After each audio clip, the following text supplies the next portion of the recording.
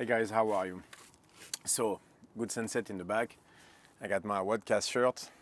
Everything is cool, right? So, great stuff happening and not so good stuff happening. So, I'm not, don't know which one is good to start with, but I think I'll start with the sad news that my friend Chris Moore died. What is that? 2 weeks ago now? Oh my, I don't know. It feels like I don't know. I'm still. I have a hard time coping with it. I don't have that many friends. I have very few good friends, and Chris was one of them, and my friend is gone. So I'm actually flying to Memphis tomorrow to speak at his funeral, to be present for the family and everything. And so out there, if you guys don't know, Chris Moore, we met at the Barbell Shot podcast. He was one of the hosts, like last August, right? And we had a great time over there. Everything, the Barbell Shrug started everything. That's when really my name got out there. And we stayed in contact with Chris, and we became very good friends. We had, because he lived over there in Carlsbad, so we had like brunch every Sunday morning with the family. And so me moving to San Diego means we were even closer. And we had a lot of plans together. We were going to do the seminars in Europe together. It was going to speak first at all my seminars. He was opening Iron Heart Studios with Charlotte in London to do what he really wanted to do in life, to do all the interviews, to change the world. And we had Strong Fit and Iron Hearts. We're going to work together starting this summer to change the world. We had a lot of conversations about it, him and I, about where we wanted to take this, where we wanted to bring. And he was going to do all the websites, all the content, like we wanted to do podcasts together. I mean, there was so much stuff we wanted to do together, and we won't get to do it, him and I. But he won't be there to see Strong Fit moving forward, but he will be there, right? So we had a vision, him and I, of this moving forward. And I can tell you that I'm going to do it exactly that way. So a lot of the stuff will be in his memory, because he was a friend, and I'm still I guess denial is the first stage of grief, right? Honestly, I'm still going through it. I have flashes of anger at him not being there, but it's mostly I don't know. It's something I'm still trying to wrap my head around. And the great thing has been all the outpour of all the stuff talked on Facebook and Instagram about him, and all the messages that you guys sent and everything. And it was great because he influenced so many people. It's great to see. I know it helps the family to see all those messages of love and support and everything for him. It's helping his family a lot. He leaves 2 kids, a boy and a girl. May is 2. I mean, so it's Meme is 2. It's hard, and you can imagine what it's like for the family. I know they have a Gofundme page. Please, whatever you can helps, because like they were in Amsterdam unfortunately when Chris had a heart attack, and so there's a lot of cost. I never asked for anything, but if you can help, that'd be great. I'll post the GoFundMe page link, but just to say that all the plan we had with Chris, I'm going to move forward with Strong Fit exactly the way we had designed it, and that'll be his vision just as well as mine, right? So I'll push it forward, but it'll be a lot of it will be in his honor, because that's the plan moving forward. Will be the plan him and I devised for Strong Fit, right? And Charlotte, my producer, is the owner of Iron Heart Studio. I was starting with Chris, and she'll be with me moving forward. And so the vision of Chris will stay. I know it will stay through Iron Heart Studio, and it will stay through Strong Fit, right? I'll push as hard as I can toward that vision, and him and I. And his vision actually was he had in mind to do a world tour for Strong Fit, and then that we would change the world, right? He was like, dude, you're going to change the world. I'm going to help you do it.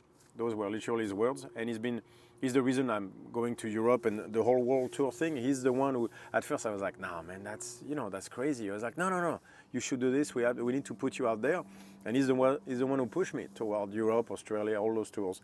And so all this is really Chris's vision of what I should do with CrossFit. Because me, I'm happy staying in my cave, but he was having none of it. He was like, no, dude, you're going to change the world. You need to go out there. So in his memory, I'm going to move my ass, and I'm going to do that, right?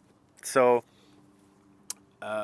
more of the fun stuff now, because it's a very sad news, and I'm flying to Memphis tomorrow. The service is on Sunday, and I'm looking forward and not looking forward to this. But well, whatever. Unfortunately, it is now. It is what it is now, and I'll do everything I can to move toward what he wanted and help his family. Okay, so to talk about the rest, I did a podcast, a very cool podcast called Alpha Movement, right, with Tom Foxley, and I'm going to put the link for that also at the bottom here. It was a really cool podcast, and I got to talk a little bit about tension. So in the next few weeks, we're going to break the internet, CJ and I, talking about that internal rotation I mentioned in the podcast. So a lot of you will not understand what I'm talking about, will get confused, because you're going to think adduction, which means the knees coming in, which is not what I'm talking about. I'm talking about rotation. So to me, a movement is more like a screw, right? It's a screw going into a plank, not a nail. If you look at nature, like a rope, for example, it's that turn that makes it solid. If it was like this, it'd be weak. But the second you turn, it makes it strong. Everything in nature is like that. Everything is a spiral, if you want. So that's how movement works. A movement starts with a rotation, like a screw. And so a rotation is either internal or external, right? If you look at the humerus, it's going to be external or internal. And so we can start every movement based on a rotation. So it's either external rotation or internal rotation. So everything is going to go like this. And if you divide the movements, like for example, a pull is an external rotation, right? That's how you load the lat. You don't adduct in, you torque. So I'm talking about torque. When I talk about torque, everybody understands external rotation. If I say torque externally to load the lat, everybody understands. For whatever reason, when it comes to internal rotation, everybody gets confused. Look at a punch, right? Punch is internal rotation. This is why the hand always ends up doing this at the end. They're not trying to flick the wrist. They're just trying to engage the chest, that short head of the bicep, everything together, and that creates torque toward internal rotation. If I look at a hinge, so a pull is an external rotation, right? The opposite of a pull is a push. So that means internal rotation, right? Which makes sense on a punch. External rotation loads the lats, internal rotation loads the chest, that's the punch. By the way, when you snatch overhead, are you pulling the bar down or are you trying to keep the bar up, right? So obviously the top position of a snatch is a push, not a pull. So what does that mean? That means internal rotation, right? So what have you been taught on the snatch? You've been taught to externally rotate on top. But there's a problem with that. Let's say I put my arms here and I push against something this way, right? I'm holding my hand and I push this way. What is your arm going to do? It's going to go toward internal rotation, loading the chest and the bicep this way. I talk about this in one of my videos. This is toward internal rotation. I'm not talking about doing this. I'm talking, let's say my hand goes against like a doorway and start pressing the wall away. The first thing you're going to do is this, creating tension right here in my chest, and that's internal rotation. So push and okay. So now you have a squat. Squat is external rotation on the way up, right? Torquing. So what is when I go toward a hinge? It's an internal rotation, right? I'm not talking about adduction. My knees do not come in. It's just internal rotation. This is a video I'm going to do with CJ where we're going to go in depth into explaining external versus internal rotation. And by the way, to speak about that, last weekend was a Evictus camp where I had a very, very good time.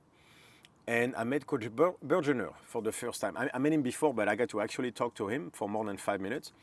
And so that was really cool. And guess what? I got him on board on internal rotation, and he said this was right, and he's going to teach it that way. So this was an awesome moment for me because I respect the man so much. One of my, as I told before, one of my mentors was Bill Starr. That was also Coach Bergener's coach. So it was a cool moment for him, but when I explained the difference, what I mean by internal rotation, he caught it right away, and he agreed with me that it's a better position to stabilize overhead, because in order to fight the weight going back, you have two choices. You can either fight back this way, which is internal rotation, or you're going to lean forward in order to get the weight overhead. Obviously, leaning forward is not a solution, so internal rotation is a correct way to stabilize overhead, because the weight takes you that way. So, by the way, I'm not saying to not engage the lats. I'm not saying to do this. I'm just saying engage the lats, show your armpits, and activate all this internal rotation, and now you have a stable position overhead. So I will explain the same thing on the squat and deadlift, external versus internal rotation, and how important internal rotation is on the hinge. This is a video we're going to do with CJ, and as I say, I'm pretty sure we're going to break the internet on that one, but I will explain exactly clearly what I think. So at the link below will be the GoFundMe page for Chris, and will be that podcast that I did with Tom Foxley. It's called Alpha Movement, and that will be our video for the week. Okay, I will leave the link, and if I can figure out how, I'll try to link all the audio of the video down there. Okay, so that's it for this week, and then next week I'll go over everything else. Okay, burn the questions. See you guys soon.